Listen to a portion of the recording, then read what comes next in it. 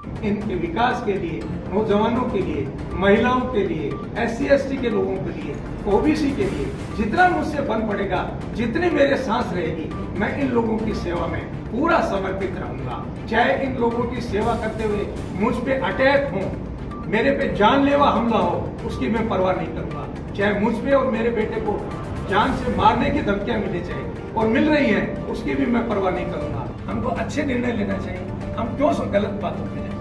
हम भारतीय जनता पार्टी में लोगों की सेवा करने के लिए और भारतीय जनता पार्टी को मजबूत करने पड़ा, तो उस टाइम भी मैं भारतीय जनता पार्टी से जुड़ा था। इसलिए ये पार्टी मेरी नहीं है। मेरे घर परिवार के उदयपुर में अफवाहों का बाजार गर्म रहता है और यहाँ के लोग अफवाह फैलाकर सत्ता हासिल करने में माहिर। प्रिंटिंग प्रेस के सभी सम्मानित महानुभाव, आज मैंने एक संक्षिप्त प्रेस कॉन्फ्रेंस रखने का फैसला किया। ये इस उद्देश्य से किया कि मैंने भारतीय जनता पार्टी को ज्वाइन किया है 2 दिन पहले। मेरी जिम्मेदारी बनती है कि मैं जिस परिवार में आया हूं, जिस उद्देश्य से आया हूं, जिस भावना से आया हूं, वो सबसे पहले प्रेस के सामने और भारतीय जनता पार्टी के रीति नीति के बारे में आपको अवगत कराऊं। इस प्रेस कॉन्फ्रेंस में भारतीय जनता पार्टी से जुड़े हुए लोग या भारतीय जनता पार्टी से संबंध रखने वाले पदाधिकारी सभी को मैं आमंत्रित नहीं कर पाया। इसकी वजह से कि अगला जो प्रोग्राम होगा उसमें प्रत्येक भारतीय जनता पार्टी के पदाधिकारी और कार्यकर्ता और जो जुड़े हुए नए पुराने उनको मैं आमंत्रित करूंगा, जिसमें उद्देश्य होगा कि भारतीय जनता पार्टी को मजबूत किया जाए। मेरा इसके अलावा और कोई ना तो उद्देश्य है और ना ही कोई किसी को बारे में मुझे कमेंट करने की आवश्यकता है। विशेष रूप से कुछ लोग ये ना समझे कि जो टैक्स पे बैठे हैं उन्हीं को आमंत्रित कर लिया और हमको नहीं किया। चूंकि मैं जिनको जल्दीबाजी में या जिनको ठीक समझ लो जल्दीबाजी ही कहूंगा कि जल्दीबाजी में जितना कह सका, क्योंकि कल मुझे जयपुर में कोई पार्टी प्रोग्राम में जाना था तो मैंने कहा आज बात कर लूं, नहीं तो थोड़ा बीच में फासला हो जाएगा। इसलिए कार्यकर्ता बीजेपी के और पदाधिकारी ये नहीं समझे कि हमको सूचित नहीं किया गया। अगला प्रोग्राम उनकी उपस्थिति में होगा, मेरी उनसे सादर प्रार्थना होगी। अभी में आज से पहले जो भी पदाधिकारी थे, जो भी कार्यकर्ता थे, मैं उनका मान सम्मान रखते हुए मैं उनके घर में एक छोटे भाई की तरह आया हूं। भारतीय जनता पार्टी वो बड़ा विश्वविद्यालय है, मैं तो एक प्राथमिक शाला का विद्यार्थी बनके इनके बीच में आया हूं।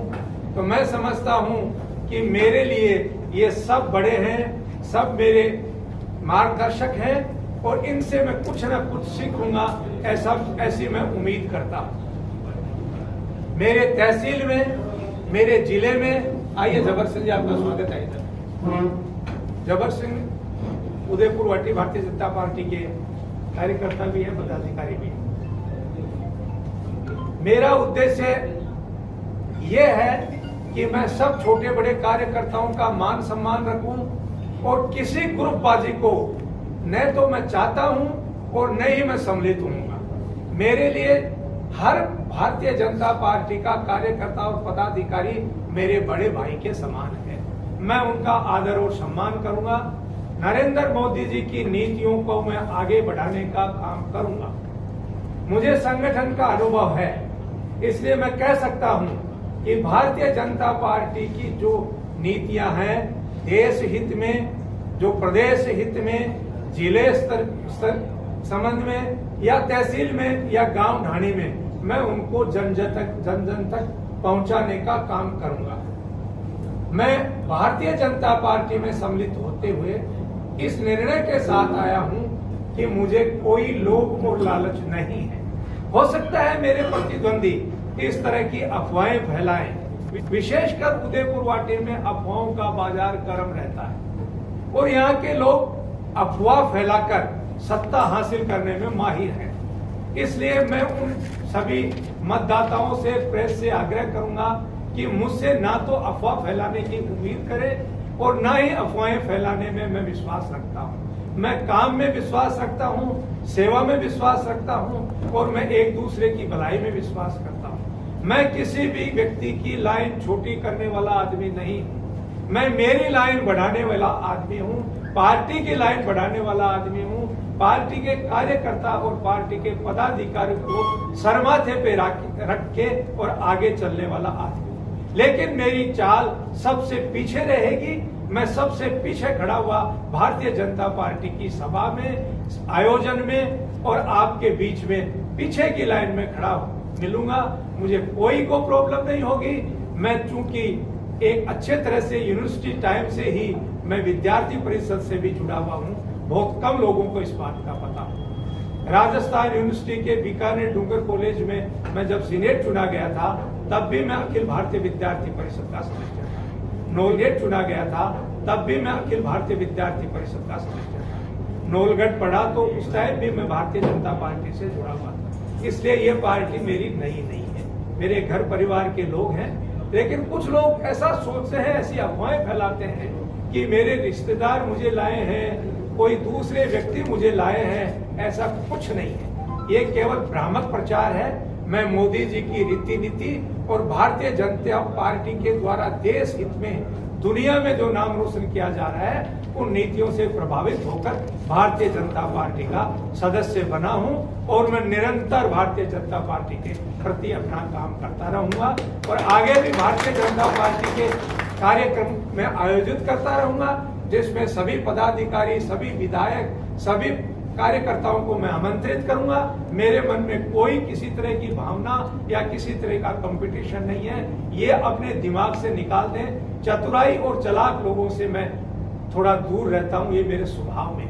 क्लेवर और कनिंग अंग्रेजी के दो शब्द हैं। क्लेवर होना बुरा नहीं है, लेकिन कनिंग से डर लगता है। मुद्दे नहीं थी, मजबूत थी है, मजबूत है और मजबूत रहेगी। अगर नहीं होता तो यह मदन लाल जी बीजेपी का चुनाव नहीं जीतते, सुखकर्ण जी चुनाव नहीं जीतते, बीजेपी का चेयरमैन नहीं बनता, उमाराम जी का परिवार चेयरमैन के पद पर रहा है। ऐसा नहीं है उदयपुर वाटी में, झुंझुनू में बीजेपी इफेक्टिव नहीं है, थी, है और रहेगी। मेरे साथियों के साथ मिलकर उठाऊंगा, बीजेपी के पदाधिकारियों के साथ मिलकर उठाऊंगा और जो मुझसे सीनियर हैं उनका मैं पूरा मार्गदर्शन लेके आगे बढ़ूंगा। सर, चुनाव के ऐन वक्त पर आपने भारतीय जनता पार्टी का दामन थामा है। बहुत कम समय बचा है, इससे पहले भी काफी दावेदारियां हैं जो भारतीय जनता पार्टी के द्वारा दी जा रही है। आपने भारतीय जनता पार्टी का दामन थाम लिया, तो क्या भारतीय जनता पार्टी के बैनर तले चुनाव लड़ा जाएगा? सब कुछ भविष्य के संदर्भ में, भविष्य की बातें हैं। हम तो आज की बात करें ना, कल की और भविष्य की कौन कह सकता है। राजा रामचंद्र जी को वनवास हुआ था, उनके गुरु वशिष्ठ ही नहीं कह पाए थे कि कल क्या होने वाला है। आज तो भारतीय जनता पार्टी और लोगों की सेवा करने के लिए आए हैं। हम अच्छा, बुरा और नेगेटिव क्यों सोचें? ऐसा सोचना ही नहीं चाहिए। We should be take a good decision। हमको अच्छे निर्णय लेना चाहिए। हम क्यों गलत बातों पे जाएं? हम भारतीय जनता पार्टी में लोगों की सेवा करने के लिए और भारतीय जनता पार्टी को मजबूत करने के लिए आए हैं। कल क्या होगा मैं नहीं कह सकता। अगर कोई दूसरा कैंडिडेट आता तो आप उनके साथ रहेंगे? सर, मैं कहता हूं, मैं इस बात पे जाना ही नहीं चाहता। जो पार्टी का फैसला है वो सर्वमान्य होता है सबको। मैं कौन होता हूं? मैं तो सेवा करने आया हूं ना। मेरा उद्देश्य तो भारतीय जनता पार्टी को मजबूत करना है ना। भविष्य की तो कोई नहीं कह सकता। मैंने कहा ना, राजा रामचंद्र जी का होता है, तो मैं कैसे भविष्य की बात करूं? जी सर, बड़ा मुश्किल है। कुछ दिन पहले आप भारतीय जनता पार्टी पर आरोप लगाते थे, आज आपने भारतीय जनता पार्टी का दामन। ये तो होता ही है, राजनीति में चलता रहता है। तो जिस पार्टी में होता है उसकी बढ़ाई करता है, तो जिससे विमुख हो जाता है तो उसकी कमियां गिराता है। ये तो मानव स्वभाव है। इसमें मैं क्या, दुनिया में ये चलता आ रहा है, मैं कोई नया थोड़ी। यहाँ तो बदलाव आना जाना आपके क्षेत्र में तो लगा ही रहता है, देश में, दुनिया में लगा रहता है। ये तो दुनिया की रीत है, आप और हम बदल नहीं सकते। जनता के लिए मैं जब स्टूडेंट लाइफ में था, 87 में मैं डूंगर कॉलेज में था, एमए का स्टूडेंट। उस टाइम से लेके आज तक मैं तो सेवा ही करता रहा हूँ। बेरोजगारों के रोजगार में मदद करने वाला आदमी हूँ। इनके लिए कोई अच्छा नया मुद्दा जो रोजगार से जुड़ा हुआ हो वो लाने की सोचता हूँ।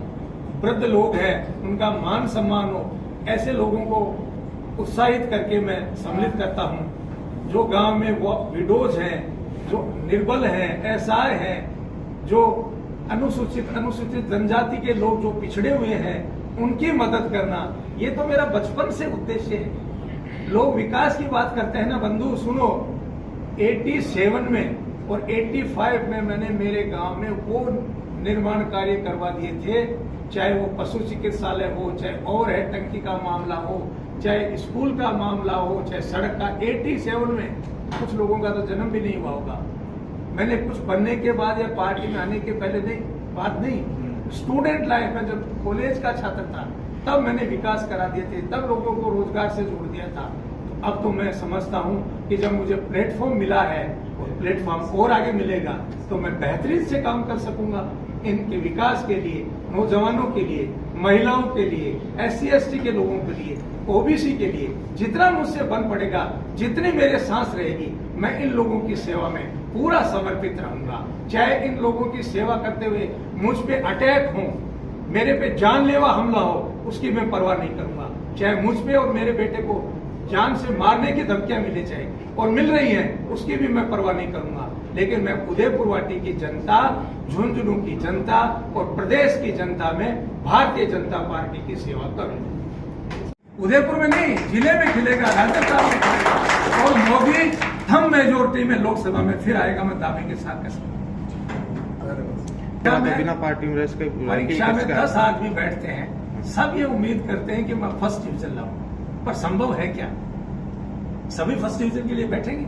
किसको डिस्टिंक्शन मार्क मिलेगा, किस फर्स्ट डिवीजन आएगा, कौन सेकंड डिवीजन आएगा, ये तो भविष्य बताएगा। भविष्य की बातें है ना, हम तो आज की बात करें।